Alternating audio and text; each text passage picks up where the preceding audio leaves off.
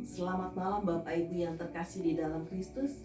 Puji nama Tuhan, boleh berjumpa kembali bersama saya, Situan Nyonya Reta Hasibuan, dalam renungan malam dari GKPA Penjernihan pada hari ini Selasa 23 Januari 2024. Sebelumnya mari kita satukan hati, kita berdoa. Bapa yang baik, Bapa yang bertahta di dalam kerajaan surga, kami bersyukur, berterima kasih ya Tuhan untuk kasih dan penyertaan-Mu di dalam kehidupan kami.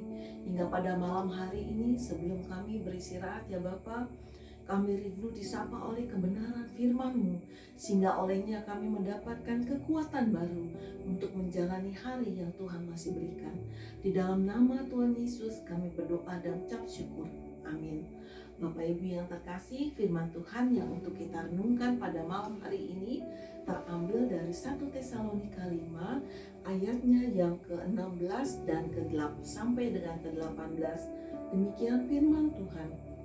Bersukacitalah senantiasa, tetaplah berdoa, mengucap syukurlah dalam segala hal, sebab itulah yang dikehendaki Allah di dalam Kristus Yesus bagi kamu.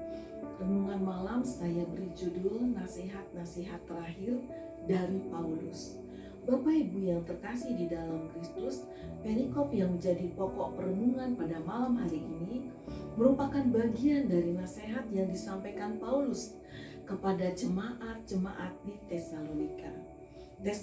Tesalonika adalah kota yang paling berpopulasi dan makmur di kerajaan Yunani kuno Makedonia.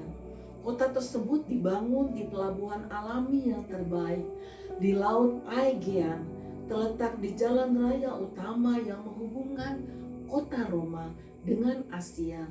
Dikatakan di dalam Kisah Para Rasul 17 ayatnya 1 sampai dengan 5 di bawah perikop keributan di Tesalonika. Paulus dan Silas mengambil jalan melalui Amfipolis dan Apolonia dan tiba di Tesalonika. Di situ ada sebuah rumah ibadat orang Yahudi. Seperti biasa, Paulus masuk ke rumah ibadat itu 3 hari Sabat berturut-turut. Ia membicarakan dengan mereka bagian-bagian dari kitab suci.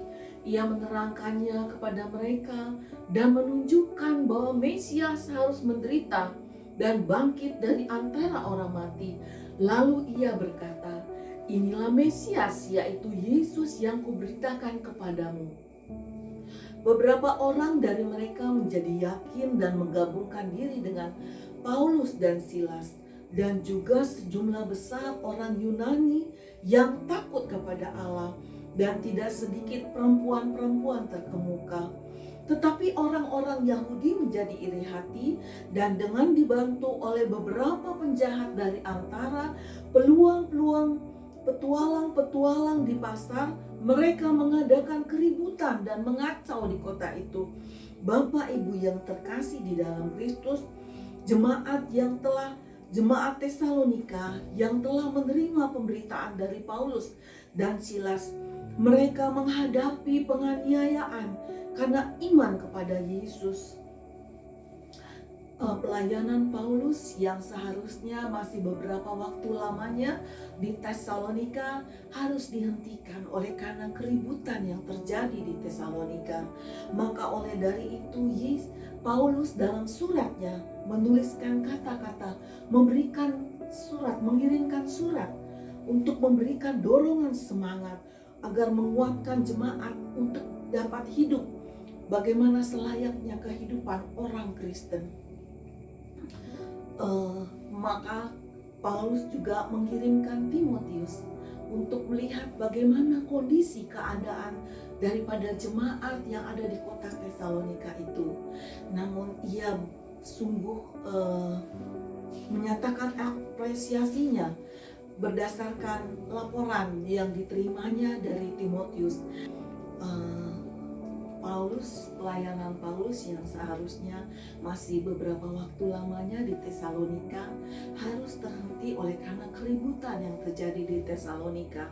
Maka Paulus melalui suratnya dia menguatkan jemaat untuk memberikan nasihat, pengajaran bagaimana selayaknya orang-orang percaya hidup di dalam kehidupan kekristenan, Paulus juga mengirim Timotius untuk melihat bagaimana keadaan jemaat yang di Tesalonika sepeninggal kepergian Paulus. Dikatakan di dalam 1 Tesalonika 1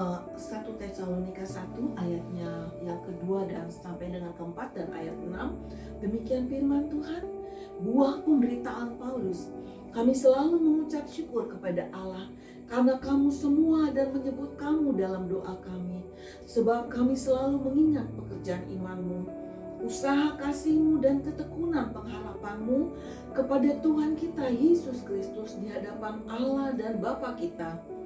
Dan kami tahu, hai saudara-saudara yang dikasihi Allah, bahwa Ia telah memilih kamu. Paulus memberikan apresiasinya kepada jemaat di Tesalonika. Meskipun mereka mengalami penderitaan dan penganiayaan, mereka tetap bertekun. Dan meskipun mereka baru mengenal kebenaran itu, mereka tetap bertekun di dalam firman Tuhan, di dalam iman kepada Yesus. Maka untuk lebih lagi melengkapi iman mereka, Paulus mengirimkan surat yang berisi nasihat-nasihat seperti yang telah kita baca tadi dalam perikop awal tadi, yaitu dikatakan demikian,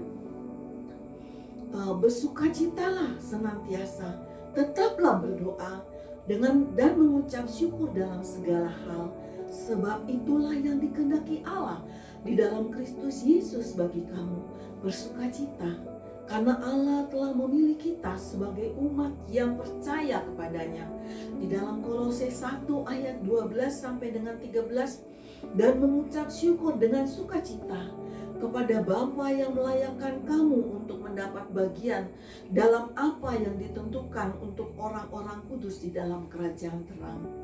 Ia telah melepaskan kita dari kuasa kegelapan dan memindahkan kita ke dalam kerajaan anaknya yang kekasih. Di dalam Dia kita memiliki penebusan kita, yaitu pengampunan dosa. Yang kedua, tetaplah berdoa, yaitu suatu tindakan yang dilakukan secara konsisten, komitmen dan berkesinambungan yang dilandasi firman Tuhan. Maka oleh dari itu, Bapak Ibu yang terkasih, sebagai orang percaya, teramat penting bagi kita untuk mengawali hari dengan membangun mezbah doa pribadi. Setiap hari itu akan menjadi kekuatan awal untuk melangkah dalam menjalani kehidupan sehari-hari. Terlebih kehidupan dunia yang kita jalani saat ini sungguh teramat berat. Baik masalah perekonomian yang semakin sulit, berbagai macam sakit, penyakit, wabah menular, juga ada begitu banyak pengaruh dosa di sekitar kita. Maka dengan berdoa, kita menyatakan bahwa Tuhanlah tempat kita bergantung. Hanya Tuhan satu-satunya yang dapat kita andalkan di dalam menjalani kehidupan kita selama Tuhan masih memberikan waktu. Yang ketiga, mengucap syukurlah dalam segala hal.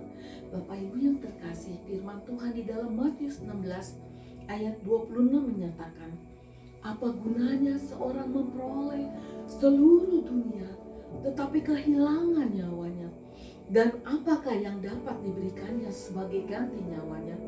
Artinya, selama Tuhan masih memberikan kehidupan di dalam daging kita, masih memberikan roh dan jiwa ini tinggal di dalam kehidupan tubuh jasmani kita, itulah harta yang kita miliki, yang nilainya tidak dapat dibandingkan dengan seisi dunia ini. Maka mengucap syukurlah selama kehidupan itu masih menjadi bagian milik kita.